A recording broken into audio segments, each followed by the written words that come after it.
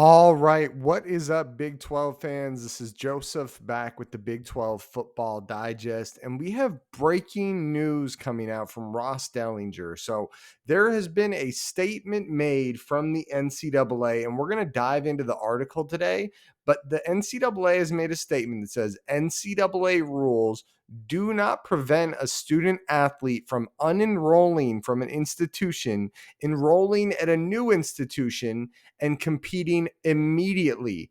This is groundbreaking stuff, guys. This could be real precedent setting info. There's a case on the table with a guy transferring. I'm excited to dive into it. Let's go ahead and take a look at the article now. Okay, guys, so it's a bit of a decent sized read here, but there's a lot of good, juicy details. So buckle up. The article is by Ross Dellinger, Yahoo Sports, titled Former Wisconsin DB Xavier Lucas Leaving School for Miami Without Entering Transfer Portal in Groundbreaking Move. Badgers refuse to enter Lucas into the transfer portal after rev share contract dispute, but he's off to Miami anyways. Let's read it, guys. This might have been a case that you guys saw in the news. I have seen his name brought up before. Nashville, in the midst of the annual NCAA convention and in a potential precedent-setting move, a football player is transferring to another institution without entering the transfer portal and after signing a revenue-sharing contract with his previous school. Former Wisconsin defensive back Xavier Lucas, who UW refused to enter into the portal after he requested a transfer, is leaving the school for Miami. His attorney, Darren Heitner, told Yahoo Sports on Wednesday, a groundbreaking move that may have significant ramifications.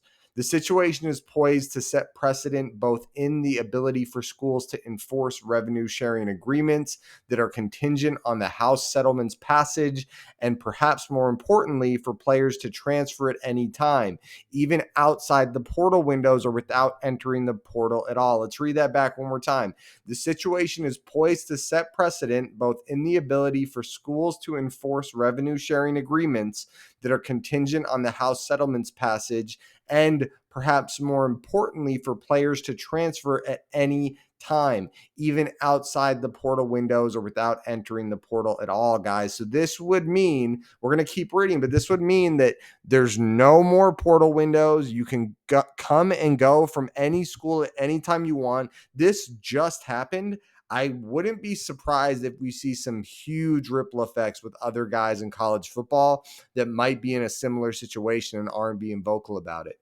Let's continue on here, though. So Lucas, a freshman this past season, withdrew from classes at Wisconsin and enrolled academically at Miami. By not formally signing with Miami, he presumably skirts any NCAA transfer rules. He enrolled for the fall 2025 semester, but is expected to be reclassified to spring 2025. The move for now avoids a legal filing. Heitner had planned to file suit against both the NCAA and Wisconsin over the antitrust claims related to the situation, accusing Wisconsin of blatantly violating NCAA news rules by not inserting Lucas' name into the transfer portal as he requested and questioning the legality of the NCAA's transfer portal. Wisconsin officials have remained quiet on the situation. However, the school is declining to enter Lucas into the transfer portal as he signed a 2-year revenue share agreement last month before requesting a transfer. The agreement, a Big Ten issued template form, binds Lucas and all players who sign to that specific school and grants that school a player's non-exclusive rights to use and market their name, image, and likeness. The agreement prohibits the player's rights to be used by any other school while permitting him or her to sign outside marketing agreements, according to those familiar with the template. Breaking the agreement could trigger litigation from Wisconsin onto Lucas and or Miami. Sorry about that. Lucas, who signed last year as a Rivals 4-star rated high school prospect from South Florida, played in 11 games with 18 tackles in 2024. He requested a transfer after learning while home over the holidays that his father suffered a serious life-threatening illness, according to Heitner. The school has refused to follow NCAA protocol, requiring institutions to comply with a player's transfer request by submitting his or her name to the portal within 2 business days. In order to transfer, a player is required to submit a transfer request inside the designated transfer portal window for his or her sport. Entering the transfer portal is necessary as it then permits schools to contact and communicate with players. Schools are prohibited from communicating with those not in the portal as they risk violating NCAA rules related to tampering. Just a quick comment there, guys. The tampering situation is a freaking joke. If you don't think your school is tampering, if you don't think lots of schools are tampering, I mean, it is basically, it's not, it doesn't even feel like it's illegal right now. And the idea that they would actually be able to prosecute, I mean, all you have to do is go to a player and say, hey, you used to go to school with this guy, or hey, you know this kid, tell him if he enters the portal, we will pay him dot dot dot, he's our guy, we want him. And so it's a joke, the portal. Anyways, let's keep going through the article here. Lucas has been stuck in purgatory as schools would not communicate with him to avoid violating those rules. So, like I said, they wouldn't allow him to enter the transfer portal, and so he's stuck in a weird spot. NCAA rules do not prevent a student athlete from enrolling from an institution, enrolling at a new institution, and competing immediately. An NCAA spokesperson said in a statement, which we talked about earlier. This is the first known public dispute between a player and school related to a revenue share contract. Schools only recently started to sign players to such contracts. That's the new thing going through the House right now, guys, where schools are able. I'm going to keep reading, but schools are able to sign them to revenue sharing deals instead of using outside boosters for NIL. Schools only recently started to sign players to such contracts as part of the NCAA Empower Conference's landmark settlement of the House antitrust case. Schools are permitted to share millions in revenue with their athletes starting July 1st if the settlement is approved in April. The revenue share agreements are contingent on the settlement's approval, a key clause that could make the contract unenforceable. The situation could set a precedent for future challenges to the validity of settlement contingent revenue share contracts. Wild precedent here. Schools are signing players to multi-year deals as a way to secure talent for multiple seasons, stabilize the sport, and limit athlete movement, currently at an all-time high. Yeah, guys, like the article says there, the whole point of this is to be able to sign them to contracts, be able to enforce those contracts, know that you're getting the player for at least a couple years. But it seems like this might be, having the opposite effect. According to Heitner, Lucas and his family, in an act of desperation, reached out to Wisconsin head coach Luke Fickell last week to plead for an explanation and to reconsider the decision. The coach instead attempted to convince Lucas to remain at the University of Wisconsin. The NCAA's transfer rules have been in the crosshairs for years now. The Association of Voluntary Membership Group, where school leaders make the rules, has made significant changes over the years to provide athletes with more freedom of movement, some of them a result of court decisions. For instance, a judge in the case of Ohio versus NCAA prohibited the NCAA from enforcing a longstanding rule that required athletes to sit a year before playing at their new school. All of this unfolds against the backdrop of possible portal changes ahead.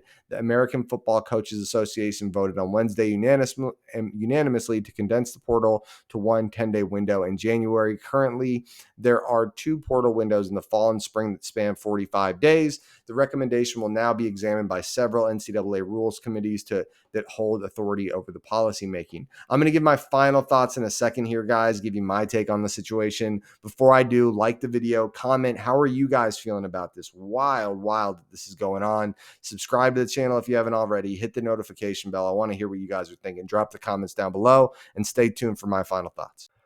All right, guys. So I'm going to be the first one to tell you that I'm not a legal expert and I'm not going to pretend to be, right? I can read an article, I can take the data from it, and I can, reflect on it. Before I give you guys my final thoughts, I'm going to do it here in a second. Don't forget, comment down below. How are you guys feeling, right? We're all just learning this for the first time. So I'd love to know how you guys are feeling. These are my thoughts, guys. It is a wild world right now, right? It is a wild time. I think us as college football fans all share the sentiment that we want our teams, when we pick somebody up, to be able to have some sort of agreement with them that they will be here for some amount of time. For example, in the NFL, when you sign a contract with a free agent, it is, let's imagine it's a 4-year deal, right?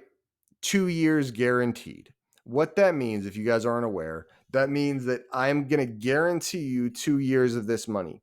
And sometimes it's backloaded money, sometimes it's front loaded money. There's a lot that could be there. So it could be like, hey, you're only getting a ton of money if you stay, but no matter what you get, let's imagine it's a $30 million contract and the first 2 years of it are only 12 million. And that's the guarantee. So you're going to have to do well in the first 2 years if you're going to want to get paid the rest. So it's really more like a 2-year deal, even though it's a 4-year deal. I hope that makes sense to you guys. And I think that's what we're all looking for with college football right now, where it feels like players are just jumping from school to school to school, and it's exhausting, right? As much as you are a fan of the logo on the helmet at the end of the day, right? I'm a Utah fan. We're all fans of some college football team, if not multiple college football teams.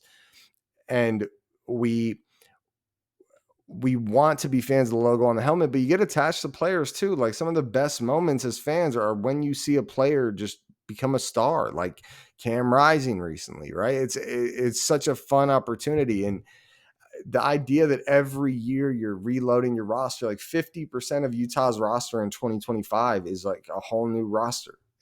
Which is wild, right?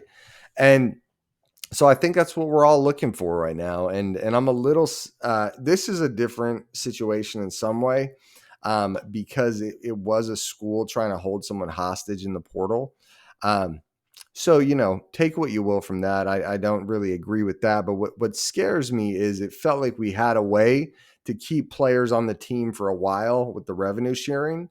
But the unethical situation at Wisconsin, the fact that he, wanted to enter the transfer portal and he couldn't,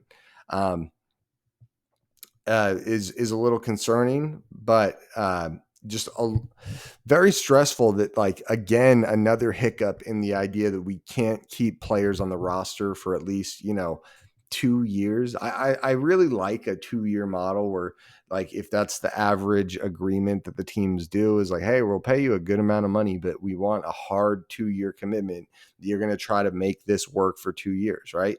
And, I get it. These are young guys, and a 2-year commitment's no joke, right? Like, if really think about yourself at 19, 18, like a 2-year commitment's a big deal. So I'd love to know what you guys are thinking. A lot of information here. Like the video, comment down below, subscribe to the channel, hit the notification bell. I'm out of here. Go Big 12.